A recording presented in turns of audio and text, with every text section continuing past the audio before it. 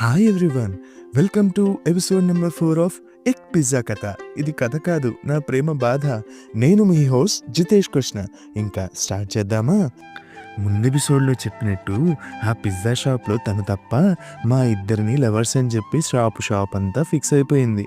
ఆలోపు నాకు ఒక చిన్న ఫోన్ కాల్ వచ్చింది. నేను 2 minutes బయటికి వెళ్ళి కాల్ మాట్లాడి తర్వాత మళ్ళీ వెళ్ళి తన దగ్గరే కూర్చున్నా.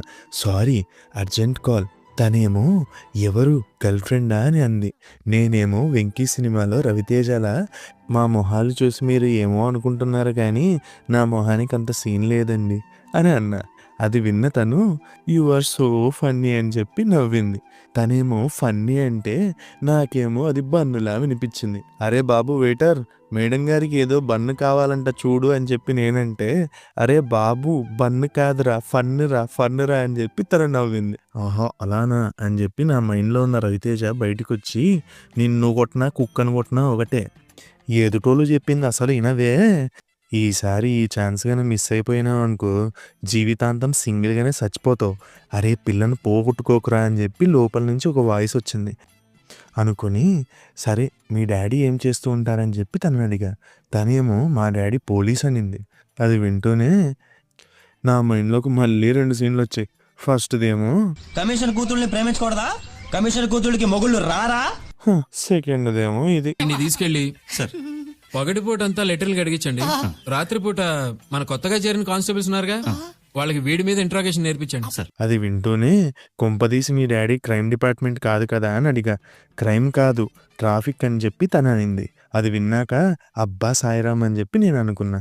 అవును నీకు జాబ్ లేదు కదా, ఏం చేస్తూ ఉంటావు డైలీ అని చెప్పి తను అడిగింది.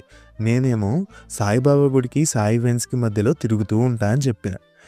తనకు అర్థం కాక ఏంటది మళ్ళీ చెప్పు అంటే, మార్నింగ్ సాయిబాబా గుడికి ఏమో జాబ్ వస్తుందని వెళ్తా, ఈవినింగ్ మళ్ళీ జాబ్ రాలేదు కదా అని చెప్పి సాయి వైన్స్కి పోయి పడిపోతా. కొంచెం సాడ్గా చెప్పా. తనేమో జాలిగా ఫేస్ పెట్టి అయ్యో సారీ అని చెప్పింది. మరి నేనేమో మీ గోల్స్ ఏంటి అని అడిగా. తనేమో మౌంటైన్స్, షారుఖ్ ఖాన్ అని చెప్పి నాకు ఇష్టమైనవి ఒక్కొక్కటి లిస్టు లాగా చెప్తూ ఉంది. అది వింటున్న నాకు ఎక్కడో గ్రహాల మూమెంట్ స్టార్ట్ అయింది రో అని చెప్పి అనిపించింది. తర్వాత వెంటనే నీ గోల్స్ ఏంటి అని చెప్పి నన్ను అడిగింది. అది వింటూనే నేను ఏవో గోల్ అని చెప్పను కానీ ఒక హైపోథెటికల్ ప్లానింగ్ ఉంది అని చెప్పా. ఏంటి ఆ హైపోథెటికల్ ప్లానింగ్ అని చెప్పి తను అడిగింది.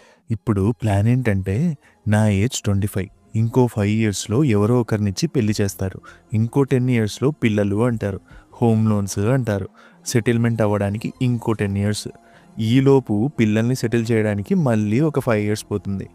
ఇంకా చేతిలో మిగిలింది 5 years. 2 years తిట్టుకుంటూ 2 years కొట్టుకుంటూ చివరికి మిగిలింది 1 year. ఆ మిగిలిన 1 సంవత్సరాన్నైనా గౌతమ్ వాసుదేవ్ మీనన్ సినిమాలో అలా రొమాంటిక్గా ఎండ్ చేద్దామని చెప్పి ఫిక్స్ అయిపోయి ఉన్నా అని నేను తనకు చెప్తూ ఉంటే, సార్ మీ స్పెషల్ ఆర్డర్ వచ్చేసింది అని చెప్పి వెయిటర్ గాడు ఒక పిజ్జా డబ్బా నా ముందర పెట్టాడు. అప్పుడు 1 సెకండ్ కళ్ళు మూసుకొని నా చేతిలో ఉన్న పిజ్జాని ఒక రింగుగా, నా ముందు ఉన్న తనని నా వ్యాలంటైన్గా ఫీల్ అయ్యి, will you be my solution for this problem అని చెప్పి నా పిజ్జాని, నా లవ్ని తన చేతిలో పెట్టా. అది చూసిన తను షాక్లో అలాగే నన్ను చూస్తూ ఉండిపోయింది. మొత్తానికి నా మనసులో మాట చెప్పగలిగాను కానీ నా మనసులో మాటను తను అంగీకరించిందో లేదో, లేకుంటే పక్కకు పోయి పకోడాలు అమ్ముకోమనిందో. మరి అది తెలుసుకోవాలంటే మీరు వినాలి ఎక్ పిజ్జా కథ. పాడ్కాస్టింగ్ చేసేది జితేష్ కృష్ణ, రాసింది రామ్ కృష్ణ. సో నెక్స్ట్ ఎపిసోడ్లో మళ్ళీ కలుసుకుందాం. ఇట్లు మీ Jitesh Krishna. Love you all.